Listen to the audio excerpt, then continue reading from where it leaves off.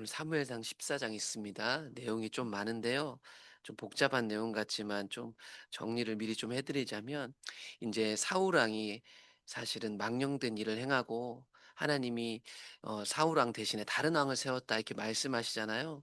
하나님이 이스라엘의 왕이시기 때문에 하나님이 다스리는 이스라엘 백성이 맞긴 하지만, 왕이 세워져서 왕이 자기 소견에 따라서 사람이 다스리는 나라가 된 현실을 아마 14장부터 사무엘상 끝날 때까지 우리가 보게 될 거예요. 그러니까 좀 멀리서, 하나님 백성이긴 백성인데 하나님이 다스리는 게 아니라 사람이 다스리는 나라는 어떤 나라고 어떤 특징을 갖고 있는지를 좀 보게 되실 거고, 그래서 오늘 그 특징들을 14장부터 보게 될 텐데, 이제 이후에 다윗이 등장하면 다윗과 사울이 비교돼서 보이면서 사람이 다스리는 나라와 하나님이 다스리는 나라가 어떤 차이가 있는지도 아마 발견하게 되실 것입니다. 우리는 앞에서 사울이 망령된 일, 곧 하나님이 왕 되심에도 불구하고 하나님을 기다리기보다 내가 그 문제를 해결하려고 했던 어떤 월권 행위 때문에 문제가 생긴 것을 13장에서 봤습니다. 그래서 사울 왕이 전쟁을 앞두고 이스라엘 백성들이 막 흩어지니까 블레셋 사람들하고 전쟁을 해야 되는데, 제사를 드려줘야 될 사무엘 선지자 겸 제사장이 안 오니까 급해 가지고 자기가 제사를 드리게 되죠. 그것에 대해서 사무엘이 와 가지고 이렇게 얘기를 했었죠. "왕이 망령된 일을 행했습니다. 왕이 하나님 여호와께 왕에게 내리신 명령을 지키지 않은 겁니다."라고 딱 정확하게 이 일에 대해서 규정을 짓습니다. 그러면서 만약에 그렇게 하지 않았다면 당신의 사울 왕조의 나라가 영원했을 텐데, 이렇게 얘기하므로 사울의 왕조가 이제 길지 않을 것을 예고했었죠. 그러면서 이제 14절에 13장, 지금은 왕의 나라가 길지 못할 것입니다. 대신에 하나님이 그분의 마음에 맞는 사람을 구하여 여호와께서 그를 그의 백성의 지도자로 삼으셨습니다. 아직 사무엘도 모르고 우리도 사실은 여기까지만 읽었을 때는 모르는데, 하나님이 사울 왕조 말고 다음 왕조를 이미 준비하셨다라는 것을 사울에게 듣게끔 하셨습니다. 이게 사울이 다스린 지 딱 2년 만에 일어났었던 일이었습니다. 그 이후로 사울은 38년이나 더 왕으로 이스라엘 다스렸습니다. 그 나라가 어떤 나라였는지가 이제 14장부터 보여지기 시작할 거예요. 그렇게 여전히 사울이 이스라엘의 왕이던 어느 날, 사울의 아들 요나단이 자기의 무기를 든 자기 부하하고, 야, 우리가 건너편 블레셋 사람의 부대로 건너가 보자 하고 비밀 작전을 나름대로 수행합니다. 그의 아버지 사울에게는 말하지 않고 말이죠. 사울은 기브와 변두리 미그론에 있는 석류나무 아래에 있었고, 함께한 백성들, 군인들이 한 600명 정도가 있었는데 이 사실을 몰랐던 거죠. 그때 아이야라는 제사장은 에봇을 입고 사울 옆에 있었습니다. 그는 이가봇의 형제 아히두베 아들이요 비느하스의 손자요 실로에서 여호와의 제사장이 되었던 엘리의 증손이었더라. 백성들과 사울은 이 요나단과 그 부하가 비밀 작전을 수행한답시고 간 것을 몰랐다. 이 아이야 제사장에 대해서 지금 여기 족보가 나왔는데, 이거를 그림으로 대충 표현해 드리자면, 아론의 아들들이 제사장 역할을 하죠. 그러면서 우리가 사무엘서에서 봤던 엘리 제사장과 이 엘리 제사장들의 아들들, 악행을 했던 이 아들들이 언약궤 뺏기면서 죽는 것을 봤습니다. 그리고 지금 나온 이 아이야는 그런 관계 속에서 여기에 있는 사람을 가리키고 있습니다. 이 그림은 별건 아니고 이 앞에 나온 내용을 족보로 그림으로 표현해 놓은 거예요. 우리가 봤던 사람들은 이 사람들 죽을 때 이 사람의 아들이 이가봇이 태어나면서, 하나님 영광이 이제 이스라엘에게 떠나갔다 했던 이가봇인데, 이에게 형제가 있었으니 이 형제 아들이 오늘 등장하는 여기 있는 아이야다. 이 제사장이 입는 에봇을 입고 사울 옆에서 제사장 노릇을 하고 있었습니다. 요나단이 블레셋 사람들에게 건너가려 하는 어귀 사이 이쪽에는 험한 바위가 있었고 저쪽에도 험한 바위가 있다. 뭐 어려운 내용 같지만, 요나단이 블레셋 사람들한테 가려고 하는데 지금 블레셋 사람들하고 요나단이 있는 쪽하고 가로막고 있는 어떤 골짜기 같은 것이 있었다라는 것을 여기에서 기록해 놓은 겁니다. 그런 가운데 비밀 작전을 수행하려고 나름대로 요나단과 그의 무기를 둔 소년이 블레셋 사람들에게 가는데, 이렇게 얘기를 하죠. 요나단이 자기의 무기를 둔 소년에게 말합니다. 우리가 이 할례 받지 않은 자들에게 건너가자. 여호와께서 우리를 위하여 일하실까 하노라. 여호와의 구원은 사람이 많고 적음에 달리지 아니하였느니라. 이 요나단의 용기였을까요? 그런데 대사만 놓고 보면 나중에 다윗이 나타났을 때 한 대사하고 되게 비슷합니다. 아무튼 요나단이 자기 아버지가 왕이고 사울은 왕이니까 허락받고 사실은 가야 되거든요. 그런데 허락받지 않고 자기들 나름대로 지금 일들을 행합니다. 뭐 이것에 대해서 잘했다 못했다기보다는 한번 좀 멀리서 지켜보자고요. 무기를 든 자가 그에게 말합니다. 당신의 마음에 있는 대로 행하여 다 행하여 앞서가소서, 내가 당신과 함께 하겠습니다. 해 가지고 자기 신복도 이 일에 동의를 해 가지고 지금 이 사람들이 블레셋 사람들에게 가려고 하는 겁니다. 요나단이 말합니다. "우리가 그 사람들에게로 건너가서 그들에게 보이자. 그들이 만일 우리에게 이르기를 우리가 너희에게로 가기를 기다리라 하면 우리는 우리가 있는 곳에서 가만히 있어서 그들에게 올라가지 말자." 작전을 짭니다. 일단은 블레셋 사람들한테 자신들을 보이자는 거예요. 우리가 지금 뭐 이렇게 요나단하고 그 밑에 있는 신복이 한번 보이면 그 사람들이 어떤 반응을 할 거 아닙니까? 그 사람들이 "야, 너 거기 있어. 우리가 잡으러 갈 거야. 우리가 거기 갈게." 하면 싸우러 가지 말고 대신에 10 절에 보시면 만일 "아, 여기로 와라."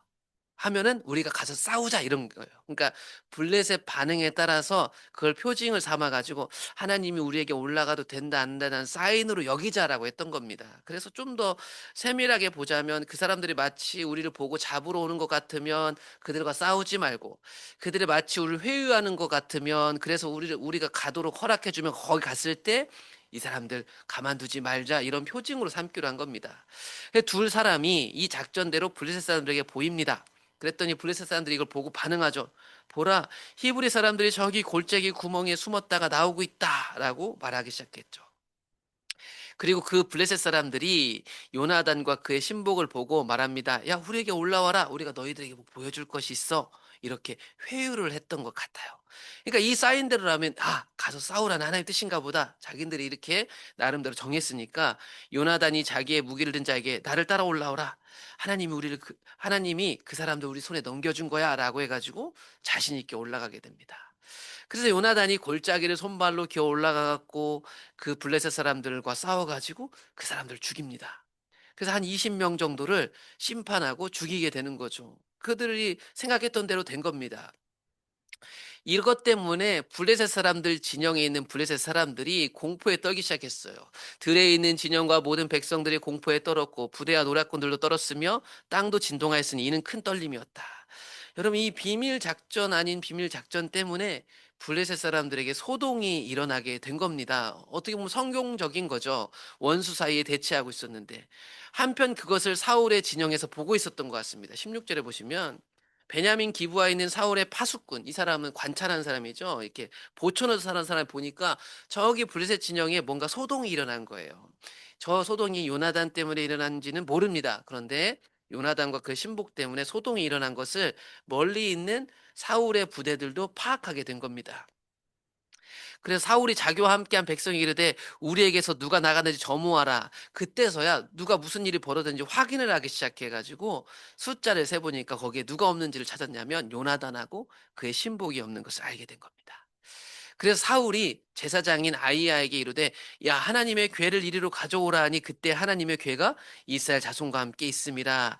여러분, 여기서 하나님의 궤가 나오니까 언약궤라고 생각하실 텐데 사실 언약궤가 아닙니다. 이것은 앞에서 우리가 14장 방금 앞에서 보시면 아이야가 뭘 입고 있었는가를 분명히 하고 있는데 그게 뭐였냐면 제사장이 입고 있는 특별한 조끼 같은 에봇입니다. 이건 에봇을 가리켜요. 왜냐하면 우리가 이미 앞에 사무엘상 앞에서 보셨지만 언약궤는 빼앗겼다가 다시 돌아와 가지고 아비나답의 지금 집에 있습니다. 그리고 이 언약궤는 사무엘 하에 가서야 인제 다윗이 이것을 가져옴으로 그때서야 옮겨져요. 그러니까 여기에 번역이 궤라고 돼 있지만 학자들은 다 문맥상 이건 하나님 언약궤를 가리키는 게 아니고 제사장이 입고 있는 에봇을 가리킨다라고 다 해석을 하고 있으니까요. 이 언약궤라고는 보지 마시고 에봇이라고 보는 게 더 맞는 것 같습니다. 아무튼 그 에봇을 입은 제사장이요, 하나님의 뜻을 물어 가르쳐 주거든요. 그래서 사울이 제사장 불러오는 겁니다. 그 제사 사울이 제사장하고 이렇게 불러서 말할 때 블레셋 사람들의 진영에 소동이 점점 더해지기 시작했어요. 그래서 사울이 제사장에게 이르되 "아이 기다려." 그냥 그 하나님의 뜻을 묻기보다는 또 빨리 행동하려고 하는 거죠. 그래서 사울과 그와 함께한 모든 백성이 모여 전장에 가서 이 싸움에 가지고 인제 자기네 이득을 취하려고 간 겁니다. 각각 칼로 자기의 동무들을 치는 장면을 봤어요. 가서 보니까 이 사람들이 자기네들끼리 싸우고 있었던 거예요. 그게 어떻게 된 일인가 했더니 이전에 블레셋 사람들에게 들어가서 협력하기로 한 이스라엘 사람들이 있었던 것 같음 있습니다. 그러니까 싸움이 힘드니까 거기에 회유돼서 블레셋 사람들 진영으로 가서 편들었던 사람들이 있나 봐요. 그런데 그 사람들이 그날 그 편에 돌이켜 가지고 오히려 사울과 요나단과 이스라엘 편에 합쳐 가지고 이 요나단 때문에 일어났던 소동에 합류하여 블레셋 사람들 치고 있었던 거예요. 그것 때문에 이제 사울과 군대가 갔을 때도 힘을 합쳐 가지고 블레셋 사람들을 크게 이길 수가 있었던 거죠. 사실은 보시면요. 이게 되게 복잡해요. 뭐 이게 하나님 뜻이었냐 옳았냐 아니었냐 보기가 참 어려워요. 꼭 어디 갔냐면 사사시대 보는 것 같아요. 왕이 다스리는데 사사시대 같다고요. 다만 그렇게 이해하기 어렵고 누가 잘했고 잘못했는지는 잘 모르겠지만 분명한 것은 이 전쟁을 누가 도와주고 계셨냐면 하나님이 도와주셨대요. 명확하게 하나님의 인도를 따라간 건 아닌데 그들이 나름대로 하나님께 사인을 요구하기도 하고 응답 받아 가지고 가 가지고 이기기도 하고 이런 일들이 왜 벌어지냐면 이들이 하나님 백성이었기 때문입니다. 그렇다고 해서 이들이 하고 있는 모든 일이 또 반드시 옳은 것은 아니었습니다. 하나님이 원하셨던 일이라고도 볼 수 없습니다. 그런데 분명한 건 이 나라가 하나님 백성이니까 하나님이 이들의 왕이시니까 이들을 도와주고 있었더라. 다만 사울이 다스리는 이 나라, 사람의 왕국으로 전락한 이 나라는 사실은 우왕좌왕하고 있었다. 이게 14장부터 펼쳐진 이야기라고 저는 생각해요. 그래서 사울을 따르는 이 백성들이 이 전쟁에서 이기게 됩니다. 크게 이겼지만 이 백성들이 피곤했어요. 왜냐하면 사울이 이 백성들에게 이렇게 약속시켰기 때문입니다. 내가 내 원수 저 블레셋 사람들에게 보복하는 때까지 아무 음식물도 먹지 마라. 먹은 사람 하나님께 저주를 받을 거야라고 선포했기 때문입니다. 여러분 사울은요 싸우는 왕으로서 블레셋 사람들을 다 심판해야 돼요. 이 사람의 이게 사명의 임무죠. 그거에 이 몰입된 이 사람은요 그거 해결할 때까지요 잠을 자지도 않고 먹지도 말라고 사람들한테 선포를 해놓은 거예요. 여러분 사람의 열정이 보이시나요? 그 사람의 열정을 따라가는 밑에 있는 사람은 피곤하고 힘들었어요. 그래서 이 사람들이 전쟁에서 이렇게 이겼지만 이 맹세 때문에 뭘 먹지 못해 가지고 힘들었던 거예요. 그런 가운데 그들이 다 수풀에 들어가 보니까 꿀이 있었대요, 수풀에 꿀이. 그런데 그 꿀이 있어서 찍어 먹을 만도 한데 아무도 손댈 수 없었대요. 왜냐하면 사울이 이렇게 강하게 맹세했기 때문이에요. 그런데 이 맹세를 할 때 이 맹세를 듣지 못했던 왕자 요나단은 이걸 못 들어 가지고 '어 꿀이 있네. 아 피곤하고 힘든데.' 그걸 찍어서 먹었던 거죠. 그랬더니 이 전쟁의 피로가 싹 가시는 것을 경험하게 됩니다. 이것을 뒤늦게 한 백성 중 한 사람이 얘기합니다. "왕께서 당신의 부친이 백성에게 맹세하여 어이 말씀하시기를 음식물 먹는 사람은 저주받을 것이다." 이렇게 했습니다. "그래서 지금 우리가 다 피곤했는데 꿀을 찍어 먹으면 어떻게 하는 거예요?" 라고 얘기하게 되죠. 요나단이 말합니다. "그건 참 말도 안 되는 일이다. 내가 이 꿀을 조금을 맛보고도 내 눈이 이렇게 밝아졌는데 힘이 이렇게 났는데 하물며 백성이 오늘 그 대적에 탈취하여 얻을 것을 임의로 먹었더라면 더 싸워서 이겼을 텐데."라는 의견이 나오게 되죠. 여러분 이 말 때문에 어떤 일이 벌어지냐면요. 31절에 그날의 백성이 믹마스에서부터 아얄론에 이르기까지 블레셋 사람들 쳤으므로 그들이 심히 피곤한 상태였는데 백성이 이에 탈취한 물건에 달려가서 짐승들을 잡아먹기 시작했다. 심지어 이스라엘 백성들은 피는 생명이요 피의 제사를 드리는 사람들이라서 피를 함부로 하지 않는데 피까지도 다 피째 짐승들 잡아먹기 시작했다. 여러분 잘 보시면 이 일들이 요나단의 이 의견으로 인해서 어떻게 보면 사람들에게 틈이 생겼어요. 지금 하나님이 왕이신데도 불구하고 사울이 다스리는 사람의 나라로 전락한 나라가 어떤 모양인지를 잘 보세요. 사람들의 말과 자기 소견에 따라서요 뒤죽박죽합니다. 그런데 거기서도 하나님 백성이니까 하나님을 끌어와요. 하나님의 이름으로 맹세하고 '하나님이 도와주시겠지.'라는 오해들을 갖는데, 다만 하나님은 그 백성들을 도와주고는 계셨다. 그 무질서하게요, 이 핏째 먹는 죄를 범하고 있는 거예요. 이것을 본 사람들 중에 이게 죄인 걸 아는 거예요, 이스라엘 백성들이니까. 그래서 사울 왕한테 전합니다. "왕이시여, 지금 백성들이 핏째 먹어서 범죄하고 있어요." 레위기 율법에 보면 핏째 먹는 건 죄거든요. 그것을 사울이 보고서요, 이걸 해결해야만 했습니다. "이렇게 하면 안 된다. 돌을 하나 굴려와라." 해 가지고 사울이 "여기서 잡아먹어라." 해 가지고 나름대로 잡을 수 있는 제단을 하나 거기다 만듭니다. 그리고 "피는 먹지 말라." 하고 뒤늦게 수습하죠. "너희는 백성 중에 흩어져 다니면서 먹기는 먹되 소와 양을 이리로 끌어다가 잡아 먹되 핏째로 먹지 말고 여기 내가 제단을 딱 만들어서 여기서 질서에 따라서 잡아라." 뒤늦게 수습을 하게 되죠. "그럼 먹으면 저주받을 것이다." 라고 해서 꿀도 못 집어 먹는데, 이 사람들의 다들 자기 소견에 따라 참을 수 없어서 핏째 먹는 무질서한 이스라엘 백성들, 그리고 그것을 뒤늦게 수습해야 되는 사울 왕, 정말 복잡하고 어질어질한 거예요.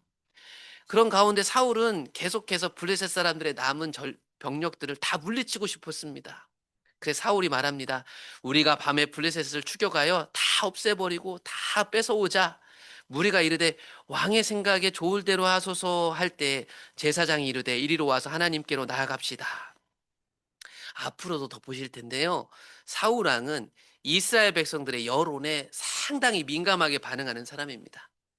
그래서 이 군인들이 "예, 그렇게 합시다." 그런 가운데 제사장이 제동을 걸죠. "하나님이 뭐라고 하시는지 한번 물어보죠." 라고 얘기를 하는 거죠. 사울이 하나님께 묻자오되 "내가 블레셋 사람들을 추격할까요? 주께서 그들을 이스라엘 손에 넘기시겠습니까?" 하되 그날에 대답하지 아니하셨습니다. 사울의 물음에, 제사장의 이런 제안에 올바로 반응했지만 하나님의 반응이 없어요. 지금 이 전쟁을 보는 하나님의 마음이시기도 할 거예요. 하나님이 도와주시긴 하지만 이것에 대해서 무응답하시는 하나님, 도대체 의도가 뭘까요? 오늘날에도 하나님 우리의 삶을 도와주십니다. 우리가 하나님 백성이니까. 그런데 하나님의 무응답 같은 일들이 많이 벌어져요. 잘 해석해 볼 수 있으면 좋겠어요. 사울이 이르되 "너희 군대의 지휘관들아 다 이리로 오라. 오늘 이 죄가 누구에게 있나 보자." 하나님의 무응답에 혹시 우리에게 문제가 있는 건 아닐까라고 사울이 확인해 보려고 사람들을 불러 모았습니다. 하나님 응답하지 않을 이유가 없거든요. 앞에서 싸움에서도 이기겠거든요. "이스라엘을 구원하신 여호와께 살아계심을 두고 맹세하노니 내 아들 요나단에게 만약에 문제가 있어도 내가 반드시 심판할 것이다." 모든 백성 중 한 사람도 대답하지 아니하매 이에 그가 온 이스라엘에게 이르되 "너희는 저쪽에, 나와 내 아들은 요단 이쪽에 요나단은 여기에 있을 것이다. 과연 누가 문제가 있는지 찾아보자." 그러니까 문제를 찾는데요, 백성에게도 문제가 없는 것 같고 지금 이 문제가 어디서 왔길래 하나님이 응답하지 않는지를 확인할 수가 없는 거예요. 그래서 편을 나눠 놓고 누구에게 문제가 있는지 찾기로 합니다. 이에 사울이 이스라엘의 하나님 여호와께 아뢰되 "원하건대 실상을 보이소서." 하고 제비를 뽑았는데 누가 범인으로 나왔냐면 요나단과 사울이 뽑히고, 요나단이 결국 하나님께 약속한 아까 아무것도 먹지 말라 한 그 약속을 어겨 가지고 이 문제가 생겼다는 게 드러났어요. 드러났죠. 사울이 요나단에게 말합니다. "네가 도대체 무슨 일을 한 것이냐?" 요나단이 고백하죠. "제가 저 꿀 먹었습니다. 제가 그 모든 죄의 원흉입니다. 제가 죽을 수밖에 없군요." 라고 얘기합니다. 사울이 말합니다. "그래 요나단아, 네가 반드시 죽어야 된다. 그렇지 않으면 하나님이 내게 벌레를 시고 또 벌레를 시기 원하노라." 이제 요나단은 죽어야 되고 그걸 사울도 알았어요. 근데 누가 말리냐? 여론이 말리죠. 백성이 사울에게 말하되 "이스라엘의 큰 구원을 이룬 요나단을 죽게 하겠습니까? 요나단의 비밀 작전 때문에 우리가 이렇게 승리한 거 아니에요? 절대 그러면 안 됩니다." 라고 말합니다. 그래서 백성이 요나단을 구원하여 죽지 않게 합니다. 여러분, 여기서 요나단이 죽어야 됐다, 저는 그 말씀을 드리는 게 아니에요. 지금 이들이 무엇에 흔들리고 있는지를 잘 보세요. 하나님 맹세도 갖고 오고 하나님도 갖고 오는데 결국 사람들 소견에 흔들립니다. 사람들이 뭐라고 하나, 그 사람들이 이게 좋겠다 하면 그것에 흔들려요. "죽어야 된다, 내게 벌레를 실 거다." 이런 얘기가요, 그냥 말뿐인 얘기인 거죠. 삶하고 아무 연결이 안 되는 거죠. 이거는 뒤에 가보면 더 계속 반복돼서 사울의 삶에 나오게 될 거예요. 사울이 블레셋 사람을 추격하기를 그칩니다. 이런 연고로 이 싸움이 멈춰야만 했습니다. 그리고 사람들은 블레셋 사람들이 자기 곳으로 돌아가게 되죠. 무질서하고 난잡하지만 하나님은 하나님 백성인 이스라엘에 일하고 계셨습니다. 그래서 오늘 이야기 14장을 정리하면서 사울이 왕위에 오른 후에 사방에 있는 모든 대적 그 사람들을 다 해서 이겼다. 여러분 하나님을 떠났어도 38년을 내 자원으로 이스라엘 다스렸어도 항상 이겼습니다. 그리고 하나님이 이 사울의 손을 통해서 건져 주셨습니다. 참 신비로운 것이죠. 사울이 오랬기 때문이 아니고 하나님이 자기 백성을 돌봤습니다. 그런 사울의 족보는 그의 아들들이 이런 아들들이 있고 뭐 그의 아내는 이런 사람이 있다라고 사울 왕조를 정리하면서 52절 사울이 사는 날 동안에 블레셋 사람들과 늘 큰 싸움이 있었으므로 사울이 힘센 사람이나 용감한 사람을 보면 그들을 불러 모아서 이스라엘의 싸우는 왕으로서의 역할을 감당해냈었더라. 이게 사울이 다스리는 나라의 특징입니다. 앞으로 더 15장부터도 쭉 나올 거예요. 좀 객관적으로 보시면 하나님이 자기 백성을 도와주시긴 하지만 사람이 다스리는 세상 나라와 다르지 않은 이스라엘의 현실을 아마 사울과 사울의 백성을 통해서 아마 보게 되실 것입니다. 여러분, 하나님이 다른 왕조를 준비하셨지만 사울은 여전히 세상에서 싸움을 잘했다는 것. 엉망진창, 갈팡질팡. 사울과 그의 백성을 보면 무질서 그 자체입니다. 그런데 요나단과 그의 소년 그리고 블레셋 내부의 싸움 등 우리가 사실은 가치 중립적에서밖에 볼 수 없는 누가 옳다 그러다 보기 헷갈리는 그런 이해할 수 없는 일들로 전쟁에서 승리했는데 그건 하나님이 도와주시는 거였어요. 그런 가운데 승리와 추격의 기쁨도 잠시 또다시 욕심부리고 눈이 어두워 범죄하고 있었던 게 바로 이스라엘이었다. 이게 사울이 사람이 왕돼서 다스리던 시절에 이스라엘의 현 주소였습니다. 자기들 소견이 중요하고 많은 사람들이 옳다 하는 것이 옳은 것이 되어버리는 시절. 하나님의 의중과 의도보다는 그저 하나님 우리가 이게 나갈 테니까 도와주세요. 그저 도구로 전락한 시절이 사람이 왕된 시절이었다. 그럼에도 그 나라가 하나님 나라라서 하나님이 도와주시고 계셨던 것이다. 오늘날도 그렇잖아요. 교회를 다니고 내가 예수 믿으면 하나님 보호하심을 느낍니다. 도와주셔요, 사실은. 그런데 그 도와주심이 내가 올바른 중심에서 꼭 그런 건가 아닌가는 좀 한번 생각해 볼 필요가 있다. 그걸 깨닫지 못하면 이제 15장부터도 사울은 계속 이 굴레를 벗어나지 못한다. 하나님 중심으로 돌아가지 못하고 이 나라를 내 힘으로 어떻게든 살림해내려고 하나님을 이용하는 사람에 불과한 불쌍한 사람이 될 수 있다. 사울의 왕국을 앞으로 나머지 31장까지 계속 볼 텐데 우리의 삶하고 비교해서 잘 보시고 내가 주인 돼서 왕 돼서 살아가는 사람 말고 하나님이 왕 되는 삶을 회복하시는 계기가 되시면 좋겠습니다.